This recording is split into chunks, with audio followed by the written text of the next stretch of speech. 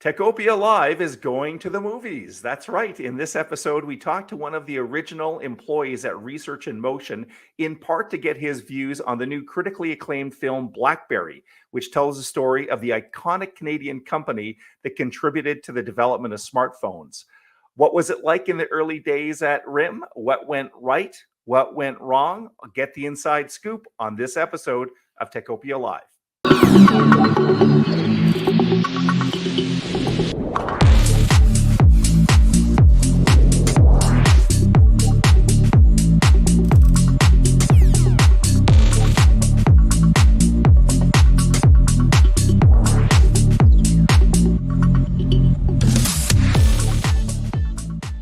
Hello, I'm Michael Curran from the Ottawa Business Journal. Welcome to Techopia Live. This is a regular podcast from Ottawa Business Journal that features executives from next generation technology companies. We want to shine the spotlight on up-and-comers, and we want to keep you updated with the established players, all with a goal of keeping the local tech sector informed and connected. Well, listen, Techopia is going a little Hollywood in this episode. If you're scratching your head and saying, how is local technology Hollywood? That's a very good question, and we've got a good answer. The focus of the episode today is the North American release of the movie BlackBerry. The movie is receiving critical acclaim for telling in very dramatic fashion the rise and fall of the Waterloo-based technology company Research in Motion, more specifically, its handheld device. The company, of course, back then was more commonly referred to as RIM. Today, we talked to one of the early employees at RIM, someone who later spent some time in Ottawa and has done some YouTube work these days. Back then, he was a software developer. As I indicated today, he's can be found on YouTube quite a bit, not for his musings on technology, I should point out. He operates a YouTube channel that's focused on woodworking, and that is approaching, believe it or not, 2 million subscribers. But just about a month ago, he released a video that outlines some of the historical inaccuracies in the BlackBerry movie, specifically scenes that occurred in the trailer. And today he's joining us to share his memories and observations on Research in Motion on BlackBerry. Let's welcome him now. Here is Matthias Wandel. Hi. Hello, Matthias. How are you doing today? Okay. Good. So let's rewind the hands of time, as they say, Matthias, and bring you back to 1993. Excuse me. You were working at Research in Motion. Can you tell us about your job way back when? Well, I think, the last person who was hired that had nothing to do with wireless. So I was hired to work on the DigiSync product, which is a device for the motion picture industry, which actually was for actual physical film. Once they all went digital, that was completely obsoleted. But the wireless segment was growing, and I worked on that for a few months, and then I got roped into working on a wireless modem that RIM wanted to develop. Okay, and that's the modem, I think, that was portrayed a little bit at the beginning of the movie. And I appreciate you haven't seen the movie at this point, but the modems were an early part of what Research in Motion were doing. Yeah, so just a device that communicates with the network, not an actual user interface or anything like that. So this would be integrated into somebody else's device. Okay, and Matthias, if people that are watching this or listening to this have a chance to see the BlackBerry movie, it's kind of starts around 1996, and I was hoping you could describe what it was like at Research in Motion way back when. Well, 1996, certainly the wireless business was very much dominant, and this was with the Mobitex network, that is a data-only network that at this point they're all shut down. So that at the time, the cell phone networks weren't really very data centric. I think text messages existed, but that was about it for digital communication on the networks. So this network was very slow, maybe comparable to a 1200 baud modem, but a shared channel. So if you communicated at 1200 baud, you'd rack up yourself quite a bit of a bill because, of course, you're hogging a whole chunk of the network. At the time, the next big thing was going to be two-way paging. That's what a lot of analysts predicted. It never came about that way, but two-way paging was going to be the next big thing because in terms of cell phones, they've taken over all that. But at the time, cell phones were just phones. And everybody had, if you're an important person, you might be carrying around a pager and a cell phone potentially. So then it's like, okay, a pager that can send back a message would be a really cool thing. And there's various developments on that. And it so happened that the Mobitex network that we were working with was actually quite excellent for that purpose, even though it wasn't really designed for that. There's actually some spec changes that we worked with Ericsson, who built the networks, to make it even better than that. So the irony is this, at the time, already somewhat obsolete network ended up being a great paging network, much better than companies like Motorola were working on, and it was already there. So it had a huge advantage over like Reflex was one of the two-way paging networks, and um, there was don't know who it was. Pact was a network that they were trying to put together out of the CDPD data network, which was also kind of a combination. And RIM was at some point contracted to build a device for that, which we built a working prototype for that before I think it was AT&T pulled the plug on that. I'd like to say we were the only ones that made money on that. In fact, Mike Lazaridis was like, "This isn't going anywhere. Perhaps we should pull the plug on this." But fortuitously, they pulled the plug before we did, which meant they had to pay us. Okay, okay. So it did work out. Matthias, this sounds like it looks like a good opportunity to show you this. So for some reason, kicking around in the OBJ archives, we have this unopened box with a never used device. Do you want to explain to me what you think I'm holding here? This is the BlackBerry 950. It was actually originally launched as the Interactive Pager 950, I think. So we were initially more focused on the hardware. So I think about a year before we launched BlackBerry, the service, the device was on RAM Mobile Data's network as a two-way pager of sorts, so you could email with it and all that. Although no security on it whatsoever, messages were just flying across the air, completely unencrypted. In fact, at some point, I built a device using some scanners and sound cards and whatnot. Basically, scanners and sound cards is all it took, and it would decode everything that saw flying across, like all the emails anybody sent to anybody on a particular tower. It would just print out on the screen and log it just for fun. Wow. Actually, it was also useful for diagnostic purposes because there was, every once in a while, it's like, what happened here? And I could go back to the log to see what actually happened over the air. So sometimes it's like, what happened? Why does this message not get through? Well, where did it get stuck? So to be able to have many logging points, of course, we had our internal how we communicated with the network, but also say, okay, did the network actually try to send it to the device? It turned out to be a very useful thing. And can you talk to the larger picture? So effectively, I hope I voice this correctly or explain this correctly. This and other devices like this developed by Research in Motion were the precursor to the smartphone. I mean, that's fair to say, Matthias? Well, there was many devices that you could call precursor to a smartphone. The PDA was a personal digital assistant was supposed to be the next big thing, which that was sort of overhanging. The PDA is going to take over because the Palm Pilot had been really large, and the logical thing was to add communication to that. So there was various attempts at adding communication to a personal digital assistant, but these devices all ended up being a little too clunky and a little too expensive and just not very pocketable. So to say that was a precursor was one of many precursors. What we did, instead of trying to be a PDA that could do this and that and the every other thing, we focused on just basically what Microsoft Outlook could do. And that turned out to be, well, that's the thing that people wanted to use it for.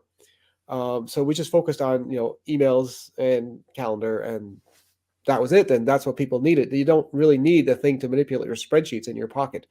But at the time, people thought that, you wanted all kinds of applications on it, which now in smartphones you do have, but that's not how, like the iPhone launched without any application. So it was just having email. Web browsing was, I mean, that's a nice thing to have on a smartphone too. It's very important nowadays, but the networks were too slow to handle that at the time. I want to talk a bit about the movie, and of course, the what precipitated our interview here today is the fact that you did. I think it's about a 20-minute long YouTube video that you broke down the trailer almost second by second and saying, "Well, this was a little wrong. This is a little wrong." And I'm going to encourage people. We'll have a link both in audio and video here, so they can go see your YouTube, which, by the way, has 50,000 views, and that's commonplace for you, Matthias. Your woodworking videos always get that. But how does it feel as being one of those early employees to have a movie made from this somewhat small company that you worked for way back when. Well, on one hand, honored, but on the other hand, you're looking at the movie, it's like, well, it's rather loosely based. So, there is certainly a lot of creativity that went into writing the script for the movie by people who weren't there, and, kind of speculating how things could have been. And, reading reviews of the movie, apparently it's quite a good movie. I haven't seen it yet.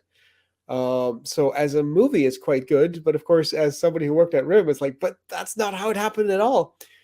But if you had been there with a camera, even if you filmed the best moments, it would be hard to put together something that would be entertaining in the way that people expect it to be. You could make a good documentary, but that has a much smaller audience than a dramatic movie.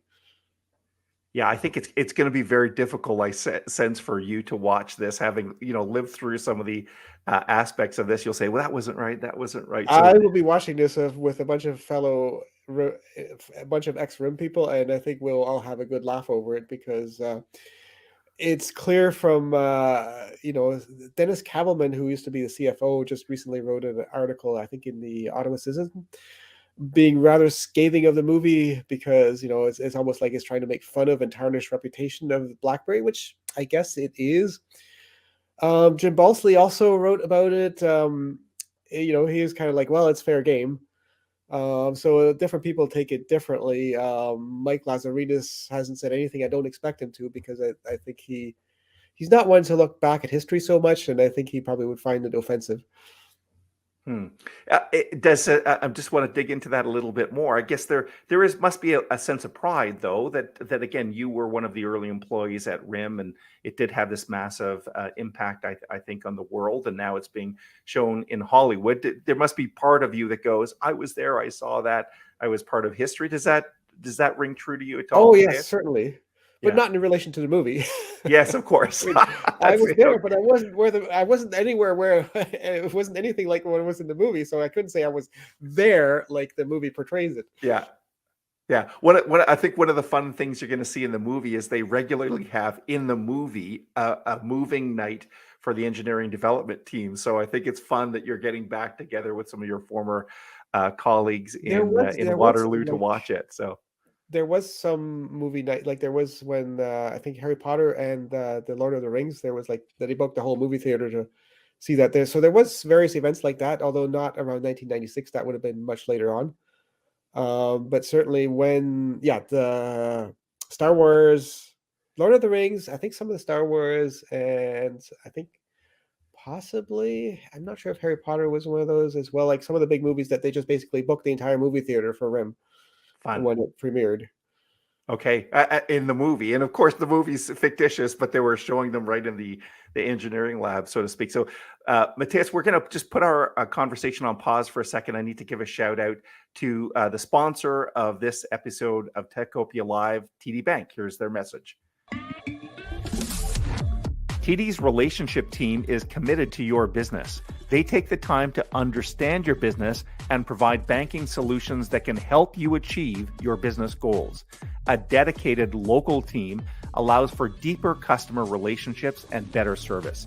They take the time to learn about your business and industry so they can react to changes in the marketplace and anticipate your business's evolving banking needs. Your relationship team can also connect you with other specialists at TD to help move your business forward. And once you're up and running, TD continues to actively manage your relationship, looking for ways to help grow your business. Learn more at tdcommercialbanking.com. All right, we're back talking to Matthias Wandel, one of the early employees at Research in Motion, about the movie that might be a blockbuster pretty soon, BlackBerry. Matthias, you did spend some time in Ottawa, so I guess you left Waterloo and came to Ottawa for a number of years. What That's type of great. work were you doing here? So I had a job lined up because I had decided to leave RIM, but then it's what to do next. So I had a job lined up with a small Ottawa company, but and that was lined up a few months in advance. But before the time came, the person who was going to hire me got fired, and I was kind of like, well, maybe I don't want to necessarily work there. I mean, the whole offer would have been in question anyways, even if I'd wanted to at this point. and I had some projects of my own that I wanted to work on. So I was fine with the job not materializing. And then as time went on, I'm kind of like, I like it this way. Like the idea of, there's a certain identity that comes with having a job. And to not have a job is something I became more comfortable with. I had a large amount of savings, and some of the stuff I was puttering around with, one of the things was my woodworking website, which also I made some videos for, and that ended up taking over the whole thing. So that I think a year and a half after I moved to Ottawa, that became a very viable source of income. So it wasn't that long that I was just coasting on savings. Fascinating. I guess you would have never have imagined what happened to Rim, and you would have never imagined, I presume, that you would have a career on YouTube. Is that right, Matthias? Yeah, and I hadn't foreseen that Rim would go south the way it did. It was extremely good timing on my part to leave in 2007 because it would not be the same to be leaving once things are going downhill, because then it's like, rats jumping off a sinking ship. But to leave while things are still on the up and up, I could leave in very good conscience that way.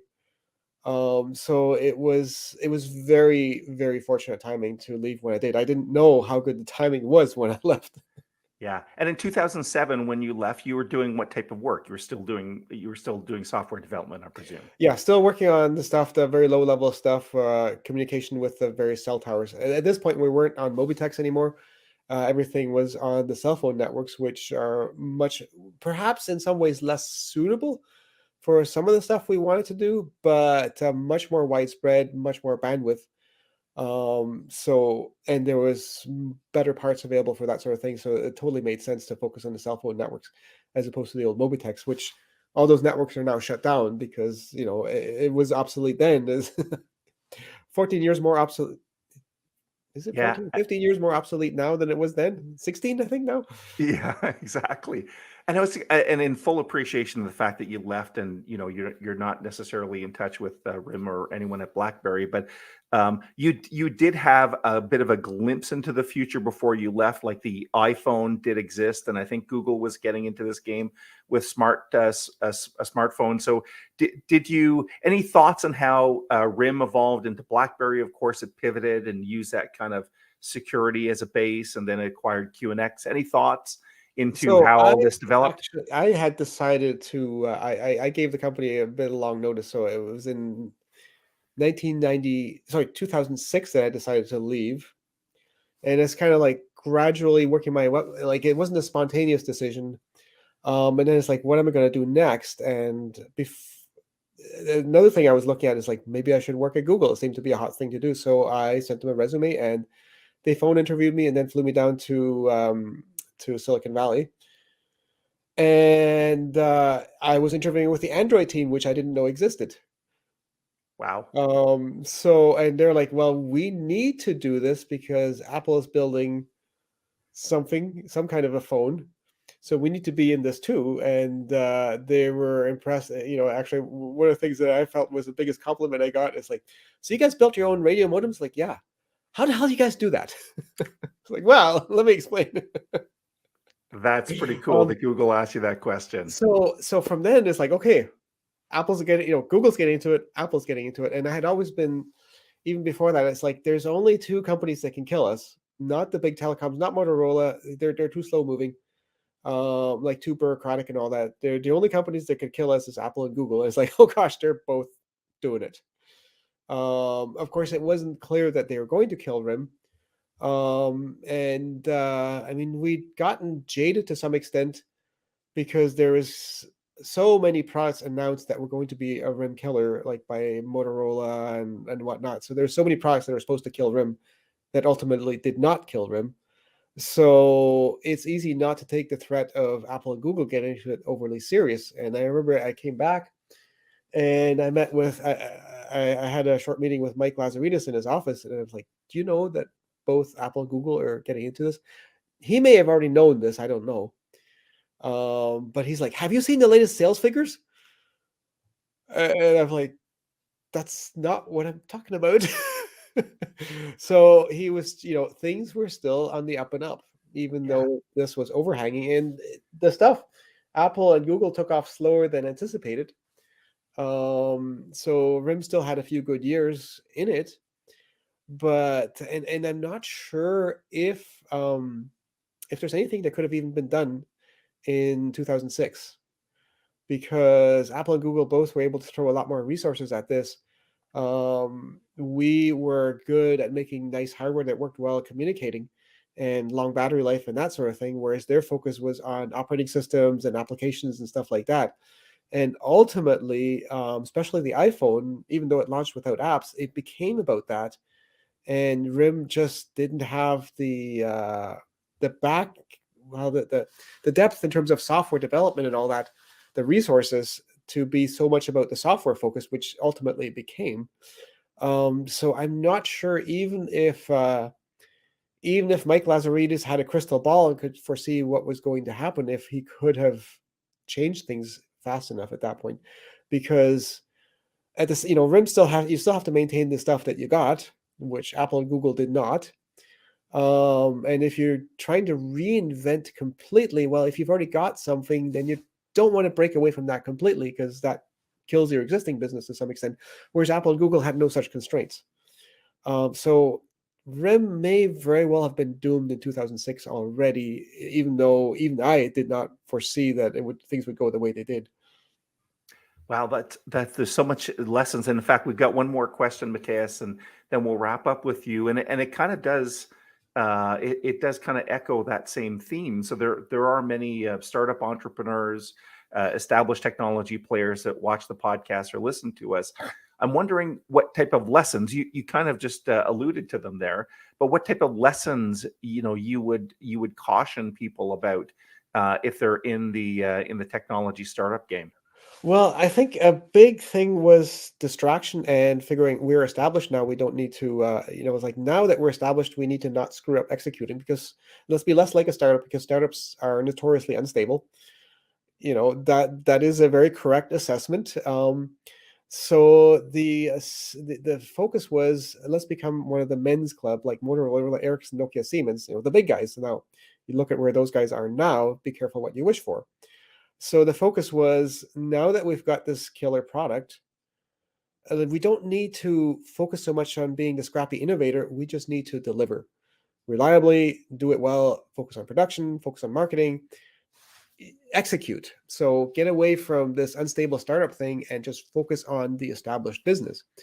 Now, part of this, I think the good technology competitor came along and had some things, did a lot of things we could do, and some things slightly better too. I don't know what happened to those guys. RIM sued him at any rate, and and RIM at this point was fairly already quite strong in terms of marketing, and it wasn't necessarily about having the best product like it is in the internet space, because you had to work with the carriers, which much more like getting through with carriers. But RIM's the feeling for a time that we don't need to innovate so much now, we just need to execute, as opposed to it's always a struggle. You continue to be the scrappy company that always is innovating. You can never sit still. So that is a mistake that I think RIM made. That said, that can also be the right thing you need to do. At what point do you say, okay, we are established? It depends on the market. If you don't have Apple and Google entering your space, this would probably have been exactly the right move to say, let's focus on executing as opposed to innovating. I get your point. It all depends on the context, right? So it might have, without Apple and Google, been the right decision to stay heads down and just deliver, deliver, deliver. But in the context of two disruptors coming in, like an Apple, like a Google, it obviously, in retrospect, was the incorrect business decision. Yeah, but again, like in 1996, would we have been able to muster enough resources to? And I mean, Apple and Google they hadn't just started; they already been working on this for at least a year. Yeah, absolutely. Well, listen, Matthias, I think you're going to have a terrific time watching the movie. I hope you don't get too hung up, that you can kind of take a step back Oh, I'm and ready for it. I don't expect it to be anything to do. it, It's just I Yeah. guess you just have to take it as it's a movie, and the focus was not on being a documentary, but being on an entertaining movie. Yes. And you've said that I think in your very well in your own YouTube that you appreciate that if you just were to roll roll a documentary film in the software development lab at RIM back in the late 1990s, that wouldn't be very watchable, would it? Yeah, yeah. Yeah. Well, listen, Matthias, congratulations on being part of an iconic Canadian company and for all that you've continued to succeed at. Do you want to give people a shout out for your woodworking channel? Maybe we've got some woodworking enthusiasts. Where can Oh, they find you? sure. So actually, if you just go to my website, woodgears.ca, so wood gears, so Yeah, think of wooden gears. Yeah, so and that has basically, at least at this point, pointers to everything that I post. So that's that's awesome. the starting point. Matthias, thank you for your time today. Appreciate it. You're welcome. All right, that was Matthias Wandel, one of the original employees way back at Research in Motion in the in the mid to late 1990s. And let's take a look now at some of the other great companies that champion our Techopia project. Techopia is brought to you by many great sponsors, such as EY, building a better working world. Number Crunch, offering virtual CFO services for SaaS companies. Pearlie Robertson Hill and McDougall, a leader in business and technology sector law. TD Bank, specialized programs for technology companies. The University of Ottawa Faculty of Engineering, creating the next generation of technical talent. Techopia is not only a podcast, we post new articles daily at obj.ca/Techopia. And if you're on YouTube, please subscribe and click the bell icon. Well, that was a fun discussion with Matthias. We thank him very much for his time, for sharing some insights and walking down memory lane, so to speak. I'm sure there's some great business lessons in all of that, and encourage all of you, especially if you're in the technology sector, to get out and watch the movie. Listen, before we wrap up, I want to point out that we've got a great new Techopia magazine that was developed in partnership with EY. You can check that out at techopiaeyinsights.ca. It's got all sorts of fascinating content, in part somewhat related to today's show, related to the 75 years of technology that's existed here in our city, and all of the some of the big success stories. So check that out again. It's techopiaeyinsights.ca. And thank you for watching or listening today. We hope Techopia is keeping you connected and informed. Let's keep building Ottawa's technology utopia. That's Techopia. See you soon. Bye-bye.